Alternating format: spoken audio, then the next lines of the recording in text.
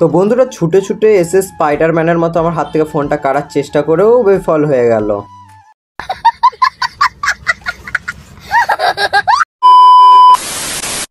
তো আজকে আবারও চলে এসেছিলাম একটা নতুন একটা ব্লগ নিয়ে। তো আজকে আমি যাচ্ছিলাম পড়তে যাচ্ছিলাম, তো সেইখান থেকে যাওয়ার সময় আমাদের দেখা হয়ে গেল বর্ধমানে যেখানে কবরস্থান আছে, মানে আমাদের কবরস্থান, সেইখানেতে চলে গেছিলাম। তো ওইখান থেকে হয়ে আমরা ঢুকে পড়েছিলাম সাধারণপুর স্কুলের ওই দিক দিয়ে, কারণ ওই দিক দিয়ে যেতেই আমাদের টিউশনটা পড়ে। তো তোমরা আগের অনেক ভিডিও তো লক্ষ্য করে দেখেছো, তো আমিও আজকেও সেইখানেই যাচ্ছি।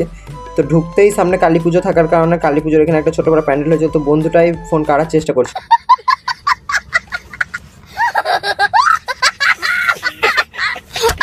তো বন্ধুরা ছুটে ছুটে এসে ফোন করার চেষ্টা করেও বিফল হয়ে গেল, তাই আমার সাথে একটু এসে হাসি মজা চলছিল বন্ধুটার সাথে আমার।